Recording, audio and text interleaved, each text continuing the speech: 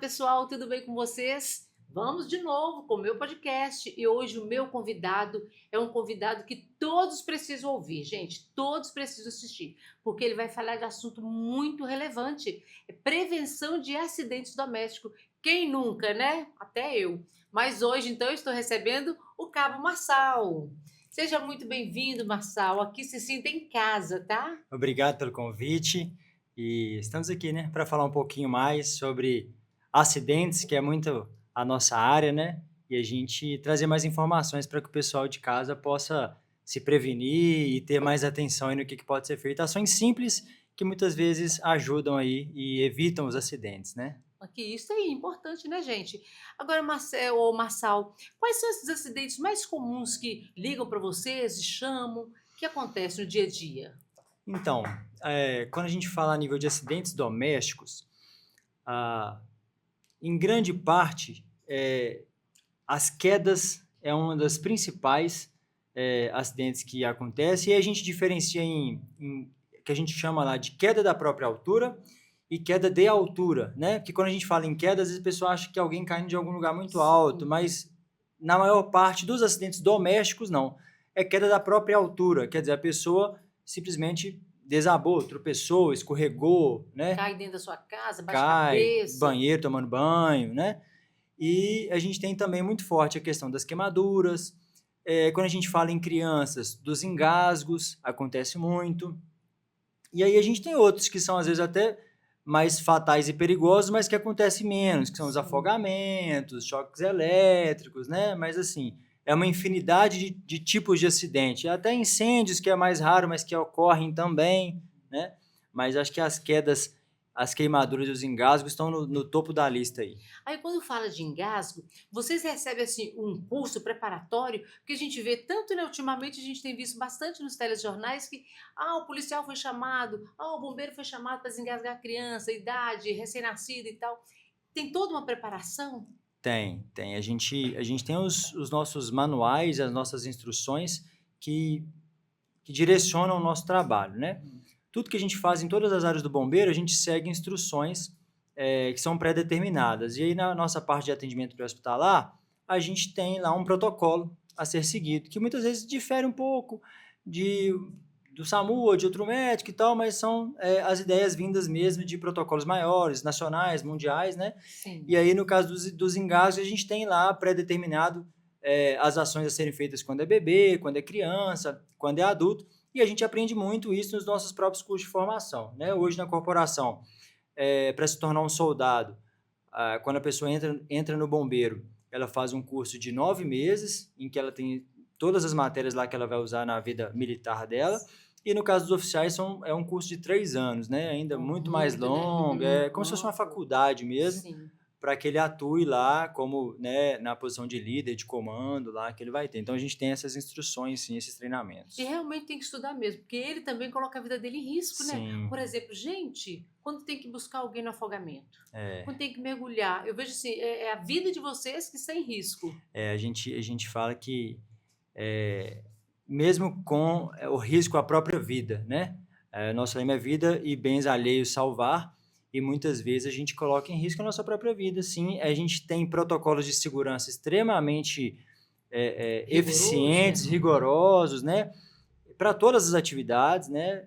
Atividades em altura, mergulhos, atividades aquáticas, a parte de equipamentos de proteção individual evoluiu muito, então a gente tem assim diversos equipamentos que hoje são obrigatórios da gente utilizar, então os protocolos são rigorosos, mas a gente sabe que são atividades que Pode acontecer não são imprevistos. matemáticas, né? É. Então não é 2 mais 2 é igual a 4, né? É uma atividade simples como um corte de árvore, dá um rebote, a árvore passa, o jeito que ela cai. Então acontece muitas vezes, a Pode, gente tem que né? estar evitando, mas a gente tem ciência de que a nossa vida, em alguns momentos, pode estar em risco Pode também. estar em risco. Agora, quando a gente fala de acidente doméstico dentro de uma casa, quais são assim, os cômodos dessa casa mais propício a esses acidentes? Então, acho que eh, a gente fala-se muito em cozinha e área de serviço, que muitas vezes estão próximas ali. É um ambiente que a gente vai ter tanto a questão dos perfuro-cortantes ali, de uma faca, de uma tesoura, que causa tanto acidente ali para a dona de casa, para alguém que está fazendo um alimento, quanto para crianças, né? É o que a gente fala que esses tipos de objetos têm que estar sempre longe do alcance de crianças, mas são acidentes que acontecem. A gente tem a questão do risco de incêndio, né? A boa parte dos incêndios que a gente atende residenciais são por causa da tal da panela esquecida no fogo, Ai, né? quem nunca? Eu já, viu, Então, gente? pois é, Queimei a panela toda. sempre acontece. E a gente ainda tem, nesse caso aí, a questão da intoxicação, porque é sempre o local onde que tem ali um produto de limpeza, né, um detergente, enfim, né? Diversos outros produtos que às vezes têm até cheirinhos agradáveis, né? Então a criança está ali ainda engateando, aí tem um produto para limpar a casa com cheirinho de maçã verde, né? Aí, E tal. a Então, criança acha interessante, né? exatamente. Então, é um ambiente onde acontecem muitos acidentes e acho que em segundo lugar estaria o banheiro, por conta de quedas, né? A gente já falou que as quedas estão em primeiro lugar nos acidentes aí, e o lugar que elas mais acontecem é no banheiro, é na hora de lavar um banheiro, na hora de tomar um banho, se a pessoa não tomar os devidos cuidados, aí a bendita queda pega ali na hora do banho. E quais os cuidados básicos que uma família deve ter para evitar alguns tipos de acidentes? Assim, os cuidados são amplos, né? Aí é de acordo com os tipos de acidentes que a gente pode ter. Vamos para um incêndio, por exemplo. O que que a família pode fazer? Aí, a questão da prevenção do incêndio, hoje nós não temos normas para ter equipamentos em residências unifamiliares. Então, assim, o que eu quero dizer com isso? Uma casa não é obrigada a ter um extintor lá dentro, Sim. né? Empresas têm essa obrigatoriedade e residências multifamiliares, prédios, por exemplo, a gente sempre vê nos corredores lá os Sim. extintores, né, e As tal. escolas agora estão As tendo também, né? escolas. Então, faz parte dessa questão da prevenção. Inclusive, eu já fui no incêndio em um prédio, em que quando a gente chegou lá, ele já tinha sido debelado pelos próprios moradores com a utilização do extintor que fica no corredor, né? Graças a Deus, né? Graças a Deus. Agora, em casa, os cuidados que a gente tem que tomar são no manuseio de líquidos inflamáveis. Então, às vezes, vai fazer um churrasco, vai botar um fogo numa fogueira, vai brincar com as crianças alguma coisa. Então, toma muito cuidado com o manuseio de um álcool ou de algum outro líquido inflamável que vai Sim. utilizar. Nossa, A gente tem muito também por conta de velas. Então, aquela história de acabou a luz, eu ligo uma vela, acender a vela está perto da cortina, eu durmo, esqueço lá a vela acesa. Acontece. E a gente tem que tomar muito cuidado com a questão elétrica da residência também. A é gente um sabe perigo que constante, né? a gente brinca das gambiarras, né? Então, muitas vezes você chega numa residência, tem um tanto de fio emendado, ou tem um só T ali com 5, Puxando 6, várias 7 variedades. aparelhos ligados, É um né? perigo. E aquilo esquenta, não tem jeito, aí esquenta, derrete, aí às vezes ali tem um ventilador ali em cima de um sofá, e aí ele esquenta, derrete aquele sofá, entra em combustão por causa do calor, e aí vai a casa inteira, né? Recentemente mesmo eu atendi um incêndio numa residência que começou numa fritadeira. A pessoa fazia salgados lá para fritar, para vender, e atender uma festa naquele dia, mas a gente percebeu que a fiação era bem precária, era um fio puxado lá de outro lugar que vinha pelo teto, emendava e tal. Os gatos, né? Somos gatinhos desde casa mesmo. Então a gente imagina que assim, que talvez por ser uma fritadeira grande, tinha uma exigência energética ali maior, né? Eu não sou engenheiro, né? Mas a gente sabe que Mas tem a questão imagina. da amperagem, tem alguns aparelhos que pedem uma amperagem maior, alguns são 110, outros 220, né? Então, assim, a pessoa tem que estar fazendo essa vistoria em casa de vez em quando. Se vai construir, que um engenheiro elétrico faça o que tem que ser feito. Se é uma casa muito antiga, é bom de vez em quando também, né, que um engenheiro vá na residência, avalie, se vai fazer alguma puxadinha de fio, que consulte um engenheiro para fazer, porque a parte elétrica também é uma grande vilã aí nos incêndios. Marçal, eu nunca tive coragem de fazer a troca de um botijão de gás. Aí lá, às vezes, meus irmãos falam assim, isso é fácil, faz assim, faz assim. É fácil mesmo? Ou ele pode provocar um grande acidente? Então, a troca do botijão em si, sim, ela é simples, né? Qualquer pessoa pode fazer.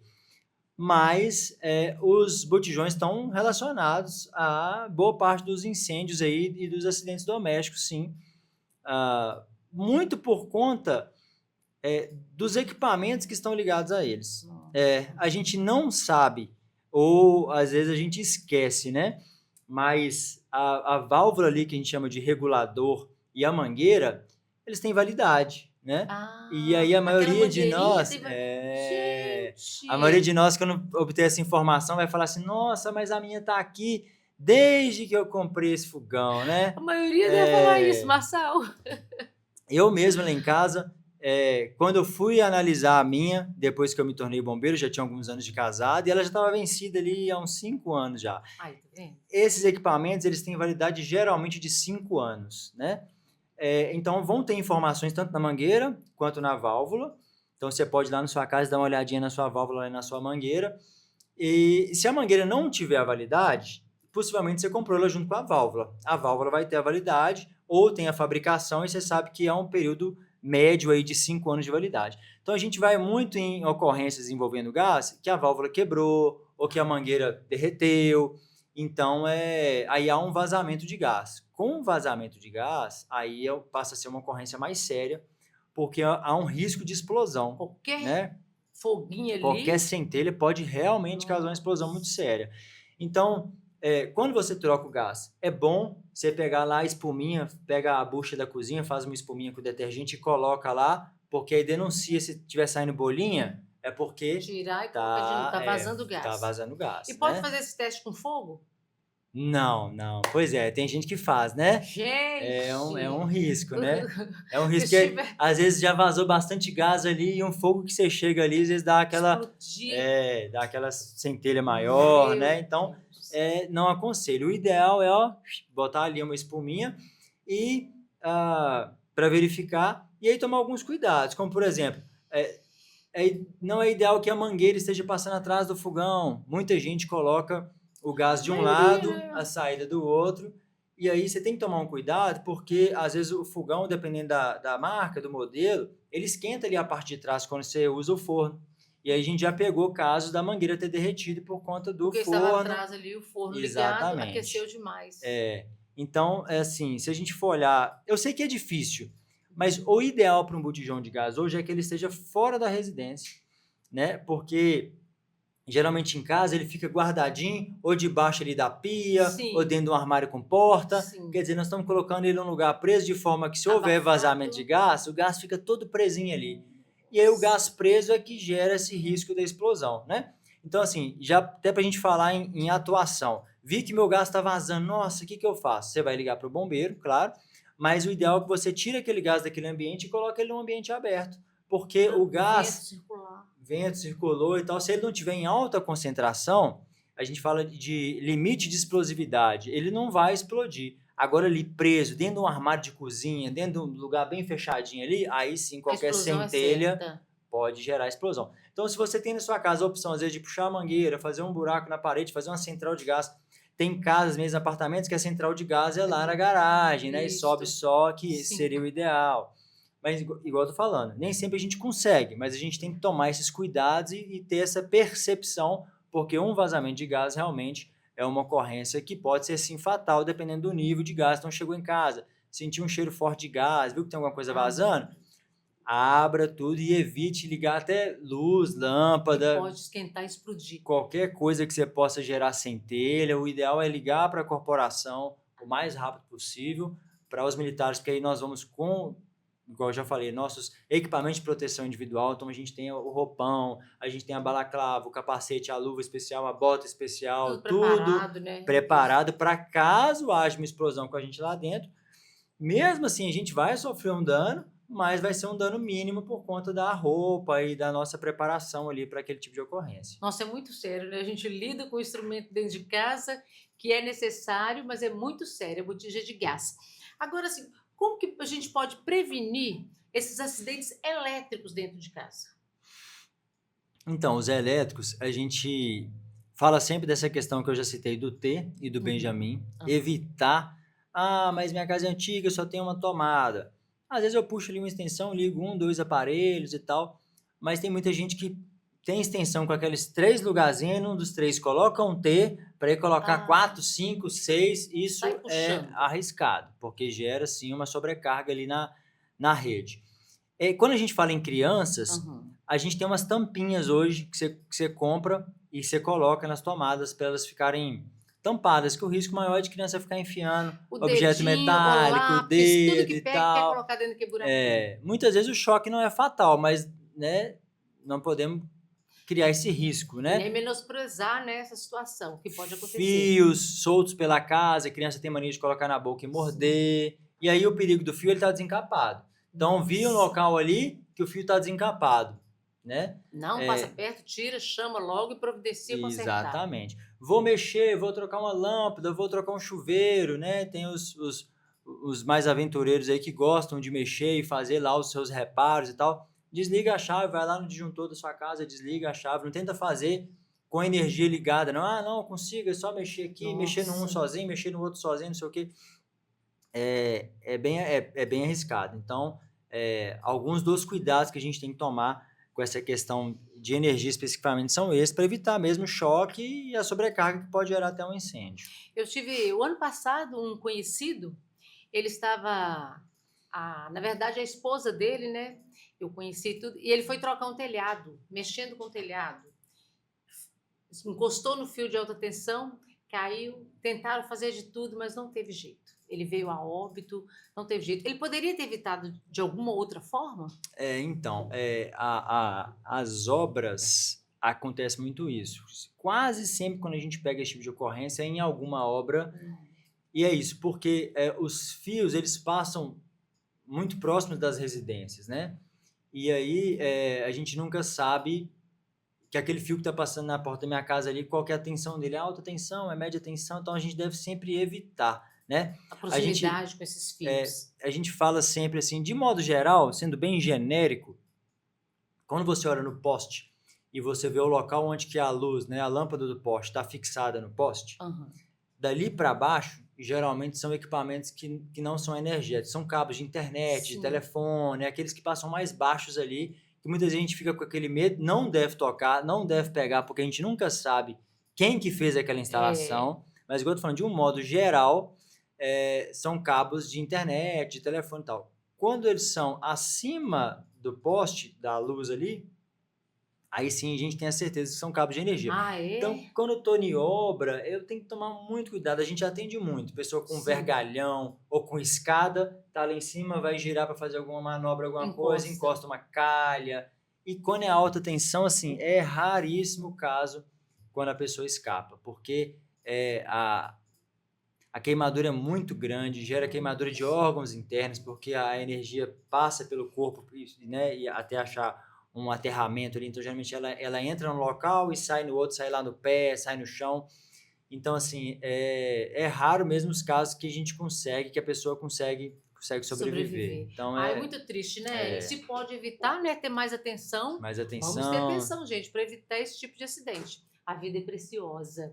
E a gente tem, assim, quem é da área que vai saber melhor. Então, por isso que é sempre bom você procurar um especialista.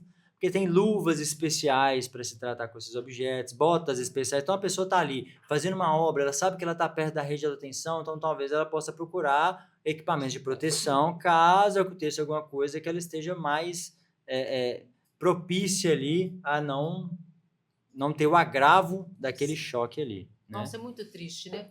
Ô, Cabo Marçal, a gente vê e, né, convive com muitos idosos tendo queda em casa. Tem alguma coisa, alguma dica que você poderia dar para evitar essas quedas? Então, é um público que eu gosto muito particularmente.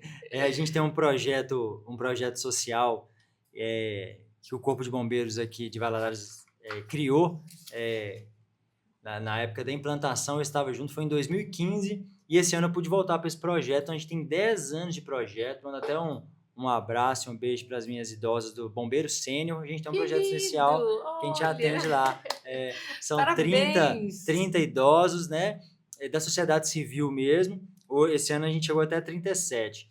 E aí, quando falo assistente doméstico para idosos, eu sempre lembro deles, porque eu sempre estou ali batendo na tecla, levando palestra, levando informação, levando imagens, porque é uma das coisas que mais acomete mesmo os idosos. É assim, é muito de acidentes bobos dentro de casa, fratura um fêmur, bate uma cabeça, e são situações que às vezes a pessoa ali, uma coisa boba, ela vai para o hospital, fica ali determinado tempo, Sim.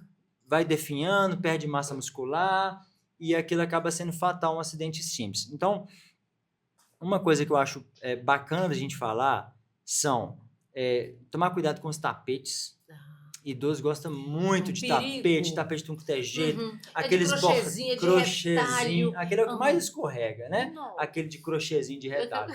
Então, se você tem um tapete, procure os que tem a parte antiderrapante embaixo. Então, os tapetes mais profissionais, que a parte de baixo deles é um plástico que gruda mais no chão. Então, você pode ter seu tapete, mas que ele seja antiderrapante, né? E o idoso também tem uma particularidade que é a vontade de ir no banheiro de noite, né? Sim. A bexiga já Nossa. não é mais, né? Tem toda Como aquela antigamente. elasticidade, né? Então eu lembro do meu avô lá, pelo menos uma vez de noite ele ia lá no banheiro, quando era novinho, dormia lá no quarto com meu avô e tal, eu sempre lembro dessa cena.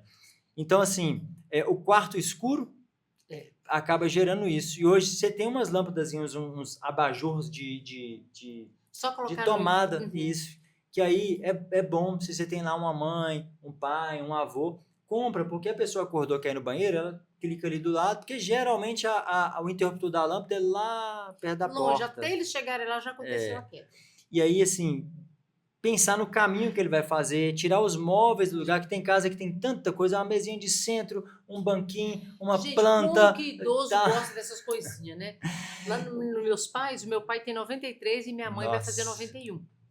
Bani tapete. Falei, show. Aqui não pode ter um tapete para vocês. tapete, mesinha de centro e Nada. planta Onde dentro de vocês passarem. casa. Você tem que pensar no caminho ali, porque geralmente é isso. É eu levantar, como eu disse, para ir no banheiro ou para alguma outra coisa, e aí tem uma mesa de centro ali, ele esquece daquela mesinha, eu calculo errado, porque a percepção não é a mesma, Sim, né? verdade. Então a gente tem que pensar nisso. O calçado, a gente tem sempre que pensar. O banheiro, tentar às vezes usar um tapete antiderrapante lá dentro do box mesmo, né? Do Ou banho. incentivar a tomar banho de chinelo, um chinelo que seja bom, que não esteja liso embaixo, porque acontece muito a queda na hora do banho, né? São coisas que a gente tem que observar assim principalmente.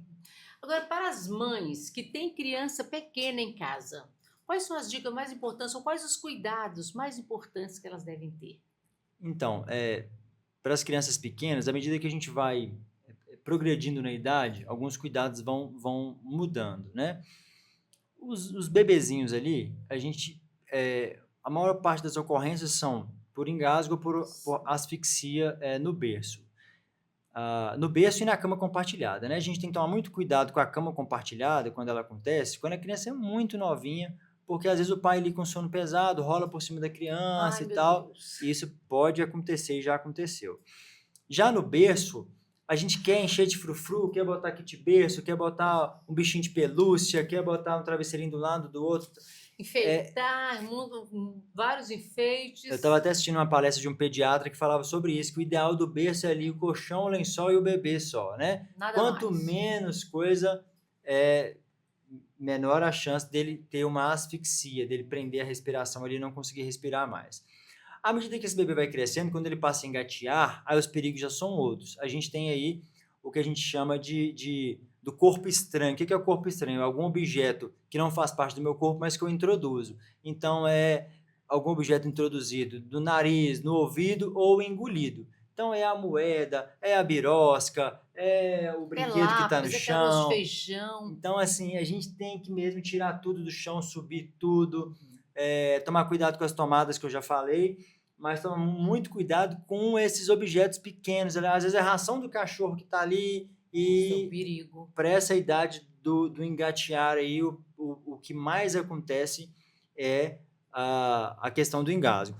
A gente subindo um pouquinho mais, eu gostaria de lembrar que uma coisa que eu não falei ainda, quando a gente chega na idade pré-escolar, é a piscina. Quem tem piscina em casa tem que tomar muito cuidado, Tem uma amiga que né? perdeu a filha. Aqui em Valadares a gente já teve alguns casos, né? Então, assim, o ideal é que essa piscina esteja cercada, né? Se na minha casa não tem jeito, eu não consigo, não vai ficar bacana e tal, tem que ter uma supervisão muito grande, as portas têm que estar sempre fechadas, tem que colocar a criança numa aula de natação, já é uma prevenção, porque se a Sim, criança sabe verdade. nadar, você resolveu o seu Pode cair que ela problema, resolve, né? né?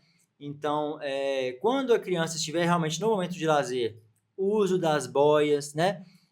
Dentro da corporação, eu fiz um curso de especialização na área de salvamento aquático. E aí a gente discutia-se muito isso, né? Hoje em dia você tem aquele coletinho que prende aqui no peito e aí tem uma amarraçãozinha para um braço, para o outro. Aquele ali hoje que é o ideal, que foi criado aí pouco tempo atrás, talvez de uma década para cá. E meus filhos meus, tem dois meninos, um de 8 e um de 3. Olha, Então colocou ali, você vê que o menino não afunda, ele deixa o menino na verdade. posição correta. Porque antigamente tinha aquelas boinhas Boinha de redonda. cintura Mas se ele sai ali, acabou. Não e tem escorrega. jeito. Aí depois eles criaram uma que a criança enfiava as perninhas para não escorregar para baixo. Mas sabe o que acontece? Gira. E se girou, a criança não consegue desgirar. Então a boia às vezes ajuda a afogar a criança, dependendo da boia. Boia de braço também às vezes escorrega, então a criança, se ela tiver frouxa, sai. Então assim, cada boia tem sua vantagem, mas tem sua desvantagem. O ideal hoje é aquele coletinho que está sendo muito utilizado. E principalmente a supervisão. A gente fala que em ambiente aquático tem que ter um adulto sempre a um braço de distância dessa criança. Então não adianta se eu tenho uma piscina em casa, ou se eu vou para um clube, e eu querer sentar lá, e mexer no meu celular, e ler meu livro, e tomar minha cerveja, e esquecer do meu filho. Tá, mas ele está aqui 2, 3 metros. Numa fração de segundos, aquela criança afoga, e aí, mesmo que às vezes ela não vá a óbito, mas aí já pode gerar uma sequela, alguma coisa pelo tempo que ela ficou ali sem oxigênio. Então a supervisão também é a melhor prevenção para esses casos, né? Na sua opinião, Cabo Marçal, o que você acha que toda família deveria saber? Toda família, em casos de acidentes domésticos.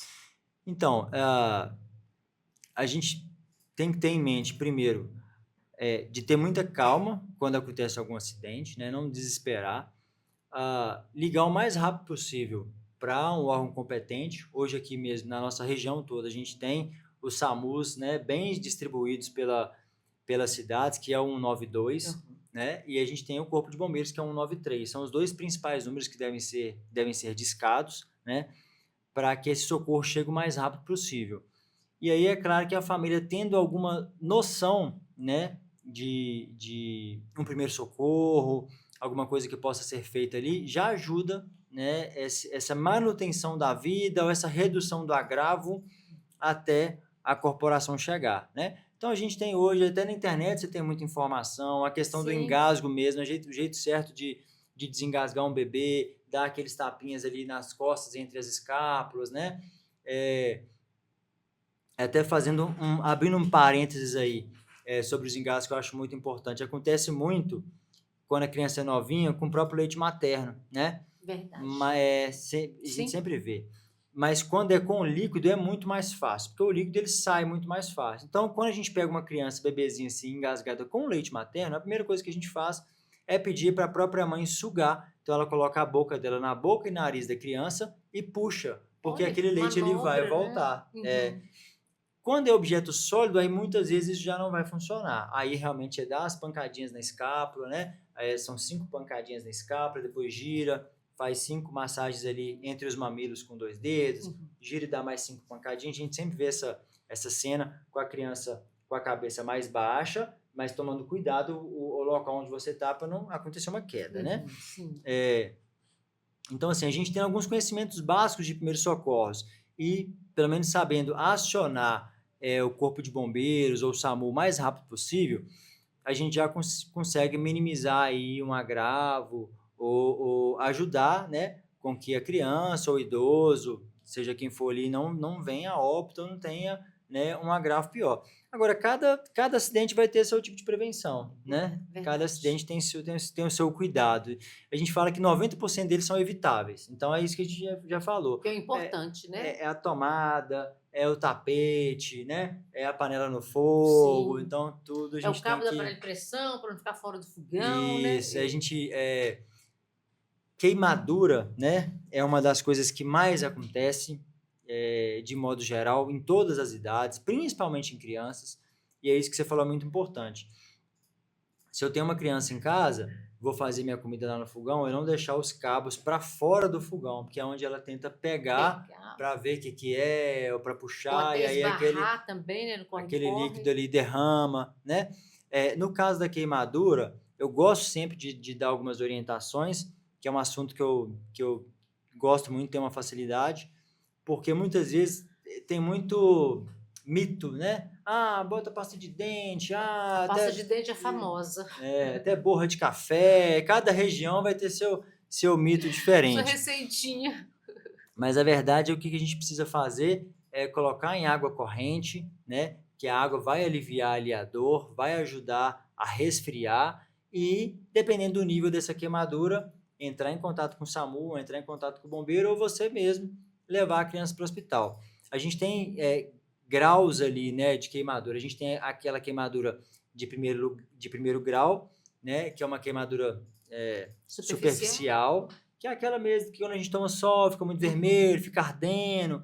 Essa mesmo também dá quando você encosta na panela ali, às vezes rapidinho, fica vermelho ali, fica ardendo e tal. Essa queimadura ela não é muito perigosa. Gera uma dor excessiva, é chato, mas não é tão perigosa, né? A de segundo grau, né, que a gente chama também de espessura parcial, ela é quando já aparece uma bolha ali. Então ela é mais brilhosa e geralmente um pouco depois que eu encosto ali já aparece uma bolha. Meu menino fez esse dia, a gente brincando de fazer uma fogueira, ele pegou, coitadinho, numa madeira quente lá, as bolinhas apareceram no dedo assim na Dó. mesma hora. Oh, meu E aí é Deus. bom que a gente diga, não fure a bolha. A gente tem essa mania de, não, Não tem pode como furar. passar uma linha e não sei o quê. O ideal é não furar, tá? Por quê? O que a gente tem que tomar cuidado com a queimadura é o choque circulatório, e aí eu vou tentar falar no português mais claro aqui, mais fácil. Muitas vezes esse choque circulatório ele acontece por conta do frio que a pessoa sente, né? Porque a pele ela é uma camada de proteção. Sim. Então, esse choque circulatório ele só vai acontecer naquelas grandes queimaduras que a pessoa derrama algum líquido e queima mais de 10% da área corporal, queima um braço todo, queima os 2 braços e tal. Aí essa pessoa pode entrar num estado de choque circulatório. Nesse caso, a gente tem que tentar aquecer a pessoa, pode ali molhar o local, mas botar ela num cobertor e tal, porque o próprio frio que ela está passando ali pode ajudar ela Devido à queimadura? devido à queimadura, porque ela Olha. perde a proteção do corpo Sim. dela e ela passa a perder mais calor, né? Começa a sentir frio. Mas o segundo e o principal são as infecções. O problema da queimadura é a infecção. Fica queimadura exposta, né? Exatamente. A pele ali, tudo... Então expõe tudo ao ambiente. Então, quando dá a bolha, quer dizer, ainda não expus a pele. Sim, não furou, não tirou a pele, Aí eu deixa vou ali. e furo. Aí o que eu Já estou fazendo? expôs. Estou abrindo para poder infecção. Aí tem gente que até fala assim, mas no hospital vai furar. Não, no hospital é uma outra ideia, vai estar tudo ali esterilizado, um outro ambiente processo, esterilizado e verdade. tal. Então a gente tem que tomar cuidado com furar essas bolhas. E aí, voltando, o que a gente precisa fazer é água corrente mesmo, deixar, às vezes eu tenho ali uma gaze em casa ou uma atadura, que é uma faixa, né? Eu posso molhar, colocar no local ali, né? Posso enrolar para eu tenho que evitar a contaminação. Então deixar ali o mais fechado possível e caminhar para o hospital para que chegue lá e aí eles tomem os devidos cuidados, deem as medicações que precisam ser dadas, né? Veem qual que é o grau dessa queimadura, se for o que a gente chama de grande queimada, a gente tem centros de referência aqui em Minas Gerais, como é o João 23 lá em Belo Horizonte, que atende para fazer tratamentos especiais, né? E aí a gente tem as queimaduras... Até banco de pele, né? Lá tem. Isso, lá é referência mesmo, né? Eu atuei por algum tempo no Batalhão de Operações Aéreas, que é o batalhão dos helicópteros, né? Sim. E uma das coisas que tem muito atendimento lá são esses transportes interhospitalares, por conta da pessoa estar em algum centro que não tem um tratamento especializado, lá no interior, em algum lugar.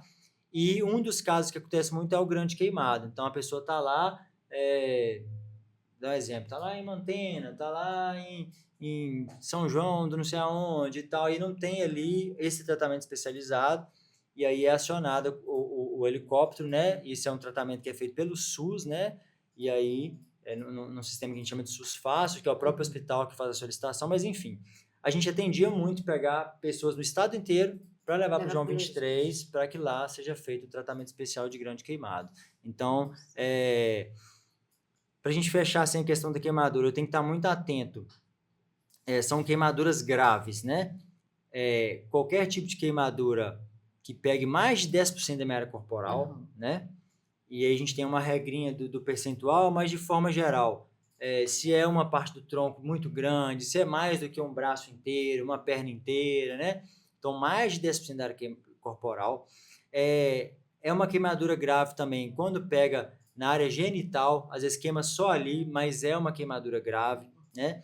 As queimaduras de circunferência, quando a pessoa queima ao redor de um membro todo, assim, da perna, do braço, porque aquilo pode gerar alguma coisa, até uma amputação futura, né? Queimaduras de alta voltagem, que a gente já falou, do choque lá, são queimaduras graves.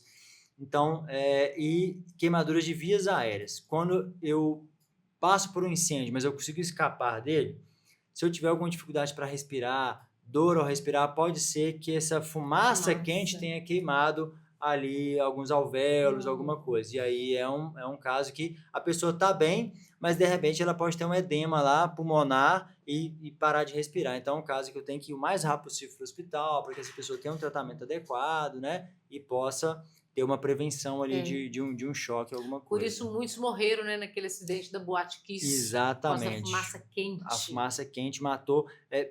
Tem lá muitos corpos, sobraram muitos corpos queimados ao final, mas a maioria das pessoas não morreram queimadas, morreram ou intoxicadas ou por queimadura de vias aéreas, por conta da poluição da fumaça e do calor da fumaça. Muito quente, Agora, vocês bombeiros, vocês praticam alguma ação ou ações, né, educativa com a população? Então, hoje, na corporação... Sobre os acidentes? A gente tem cursos de primeiros socorros que são feitos, né? Esse ano mesmo a gente está até desenvolvendo um projeto que será apresentado em breve na Câmara de Vereadores e tal, exatamente buscando apoio da própria prefeitura, para que a gente tenha avance nesses cursos de primeiros socorros para a população. Porque assim, a gente não tem nada específico de acidentes domésticos, mas entra dentro desses cuidados dos primeiros socorros, né? E dessas palestras que a gente já dá. Porque a gente tem as formações de brigada, que a gente faz muito, mas é muito para a empresa. Então a empresa precisa ali de brigadistas e tal, ela faz a solicitação, e aí a gente dá treinamento para algumas empresas. Mas para a sociedade como um todo, a gente tem alguns projetos sociais, como eu disse, a gente tem lá o Bombeiro Sênior, que a gente já faz, nesse intuito de disseminar o conhecimento, de que aquelas pessoas que estão ali envolvidas na comunidade tenham o conhecimento para passar ali para os seus pares. A gente tem um projeto que chama Bombeiro nas Escolas, que a gente está começando isso. Esse projeto especificamente, ele trabalha com crianças do 4º ano do ensino fundamental. Então a gente também está em fase de desenvolver, né? A gente já fez até em umas cidades aqui próximas, como Matias Lobato, Periquito, e algumas escolas aqui ainda municipais, estaduais, né? No próprio Colégio Tiradentes, que é o Colégio da Polícia Militar, a gente já fez esse treinamento. É um treinamento de um dia que a gente faz, e nesse treinamento a gente fala muito sobre os acidentes domésticos, acidentes de trânsito, todas as prevenções que eles precisam saber, e em casos de desastre também, o que fazer no caso de um desastre na própria escola, como me comportar e tal. Então a gente tem esses projetos, né? A corporação também tem o Prodinata, que a gente ainda não conseguiu implementar em Valadares, mas está em processo de estudo, que seria um projeto para ensinar a nadar. O ensinar a nadar é próprio do bombeiro, né? E é uma das coisas que mais ajuda nos acidentes domésticos. Uma criança que sabe nadar é uma criança que não vai afogar lá em casa. Não vai te dar problema. Então, é mais ou menos por aí. Aí a gente tem sempre as campanhas de divulgação em mídias sociais, né? No Instagram, no próprio site do bombeiro. Sempre a gente está também junto com a própria mídia, com propagandas na TV Leste, nas épocas específicas, tratando de problemas e de acidentes específicos, né? Então, vai mais por aí. E, como eu disse, né, agora a gente está tentando evoluir para esse treinamento de primeiros socorros para a população, que eu acredito que em breve a gente consiga colocar em prática aí, para poder, pouco a pouco, ir treinando cada vez mais pessoas, porque esse conhecimento salva vidas, né? Muitas vezes, quando você vai fazer uma brigada e tem ali um público que já fez brigada em outro momento e está refazendo, sempre tem alguma história de que minha mãe engasgou e eu salvei, meu menino aconteceu isso e eu sabia atuar. Então, Importante, né? Muito importante. o conhecimento realmente salva vidas ali. Nossa, com certeza, viu? O conhecimento salva mesmo e a gente tem que buscar aprender, né? Você quer passar o Instagram pro pessoal? O Instagram? A gente tem o Bombeiros MG, que é um Instagram que é do Bombeiros do Estado todo, e que aí ali tem várias campanhas, vários vídeos com demonstrações. E a gente tem o do 6º Batalhão, que é o Bombeiro GV, que é o nosso Instagram aqui do 6º Batalhão, onde a gente também dissemina, replica as coisas que o Bombeiro do Estado faz e faz as campanhas mais locais, né? Porque cada localidade tem sua realidade, sua necessidade específica, né? Então o pessoal pode seguir aí para ter mais dicas, mais informações lá sobre essas questões de acidentes diversos. Que bacana, né, gente? Cabo Marçal, nós estamos chegando no nosso finalmente. Já? Sim. Aí eu vou deixar uma oportunidade para você dar um recadinho para a população, para todas as pessoas que vão estar, né, nos assistindo. Deixa um recadinho para eles, uma mensagem, talvez até puxãozinho de orelha, né, gente? Então, é importante, né, que as pessoas busquem esse conhecimento, que saibam, de alguma forma, como se comportar em situações de desastre ou de acidentes, né? Que saiba também como chamar o bombeiro, isso também é importante. Muitas pessoas não sabem nem o número, né? Quando a gente dá alguma palestra, alguma atividade, a gente fala assim, e aí, gente, qual que é o número do bombeiro? Aí o pessoal fala 190, que é o da polícia, fala algum outro número e tal. Então, é 193, é importante que a gente saiba, né? Em casos de acidentes que envolvem a questão da ambulância especificamente, né? Agravos à saúde. O SAMU também faz esse atendimento, que é 192, né? Mas é importante que você saiba, você tem informações, né?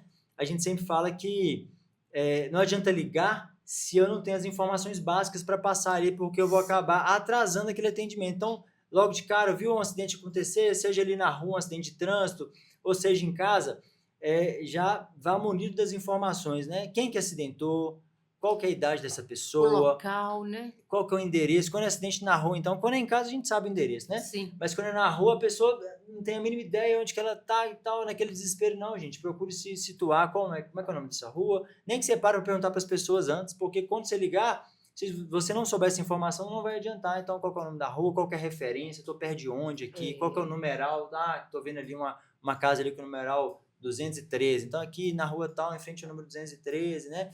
E você tem uma noção do que está acontecendo, né? A vítima tá desmaiada, né? Que a gente fala no popular, né? Tá inconsciente, não tá, tá com uma suspeita de fratura, eu tô vendo lá que a perna dela tá torta lá. Então, para mim, é porque até o jeito que essa ocorrência é passada, disso depende a forma como que nós vamos sair de lá. Vai socorrer. Exatamente. Se vai precisar de maca, se vai precisar de mangueira, né? O que vai precisar. Porque a gente faz ali o atendimento pré-hospitalar, mas a gente também faz o salvamento. É bom que seja pontuado, né? Essas diferenças aí entre SAMU e bombeiro, né? Porque o SAMU tem ali o enfermeiro, em alguns casos o médico vai junto, que a gente chama de USA, né? Que é avançado, né? Que tem o básico e tem o avançado. Então a gente tem ali a USA, mas o salvamento ele é feito pelo bombeiro. Mas como assim? O que é o salvamento? A vítima caiu lá dentro do córrego. Esse dia mesmo aconteceu, duas adolescentes de bicicleta caíram, desequilibraram, caíram dentro né, do coletor lá. O SAMU não vai conseguir acessar, ele não tem a escada, ele não tem a maca especial, ele não tem a corda, né? Então, quando precisa de eu ter alguma ação para tirar aquela pessoa do risco, a pessoa está presa em casa, o cara do paraglider está preso na árvore, a pessoa caiu no buraco, a pessoa está presa dentro de um carro que bateu, mas eu não consigo tirar ela lá de dentro. Aí o bombeiro precisa estar junto, porque faz a parte do salvamento, né? Muitas vezes até o SAMU vai junto com a gente, dependendo da gravidade. Mas a gente tira a vítima daquela situação do risco ali e aí entrega aos cuidados do SAMU depois, né? E aí incêndio nem se fala, né? O tradicional que a gente já sabe que a unidade atua, mas é importante que a gente saiba, até para saber assim, em qual viatura eu vou sair, né? Que a gente tem as diversas viaturas lá para os diversos atendimentos. Às vezes acontece que eu vou para o atendimento e chega lá e falo, nossa, mas eu vou precisar de uma escada aqui. Não, eu vou Aí precisar não foi com a viatura não correta. foi com a viatura correta. Tem que chamar lá no quartel, então atrás do atendimento. Então é bom que eu pare para pensar na realidade da ocorrência, então que eu saiba ligar, saiba dar as informações corretas. E falando especificamente em acidente doméstico, é isso que você falou, né? É um puxãozinho de orelha. É a gente olhar para nossa casa e atentar o que aqui que eu posso fazer para que eu evite o acidente doméstico. As estatísticas falam que 90% dos acidentes domésticos poderiam ser evitados. E também que, no caso das crianças, 93% acontecem sob a supervisão dos pais. As crianças não estão Triste, sozinhas. não Não estão estão muito sozinhas. O triste. pai está ali do lado, mas a tomada que não está tampada, é a panela no fogo que está com o cabo para fora, O cloro que está no lugar o cloro que baixinho. está no lugar lá mais baixo. Então, assim, eu estou ali, mas eu não tomei a devida atenção. Então, gente, não adianta, criança pequena, se está engateando, se está aprendendo a andar, é levantar as coisas mesmo. Até decoração, né? Igual eu falei, eu tô com a criança de 3 anos em casa. Agora que eu tô voltando as minhas decorações lá pro lugar, que você tem que arrancar tudo. Tudo. Que é um simples vaso ali que a criança solta no chão que quebra, ela mesmo pode se cortar, pisar ali, cortar um pé, né? Meu menino mesmo esse dia, ele foi vítima de um acidente doméstico, né? Ele tá sem um dos dentes da frente aqui, ó. Arrancou o dente inteiro, saiu inteiro. Oh, meu né? Deus. 3 aninhos. Mas por quê? Na casa, a gente estava visitando alguns parentes, né? Num sítio, né? E aí lá tinha uma dessas cadeiras giratórias. Você vê como é que um simples objeto de casa, Dentro de casa, sem a devida supervisão, pode gerar um acidente. Então tava ali sentado e os dois irmãos brincando, um de rodar o outro na cadeira. Roda, daqui a pouco ele escapou e foi de cara no chão lá. Então, assim, são coisas às vezes, simples ali, mas que a gente tem que tomar cuidado, que tudo para criança vira brincadeira e vira um risco, vira uma arma potencial ali. Um simples vaso, igual a gente falou, pode virar uma arma potencial. Então a gente tem que tomar esses cuidados. Cabo Marçal, um prazer recebê-lo. Prazer foi aqui, meu. Um prazer. Muito obrigado. O meu podcast está com as portas abertas. Sempre que você quiser vir Ótimo. aqui, será um prazer recebê-lo. E, pessoal, ouça os conselhos do Cabo Marçal e vamos evitar acidente. Juntos, nós podemos salvar vidas. Um abraço a todos vocês. Um abraço, até mais.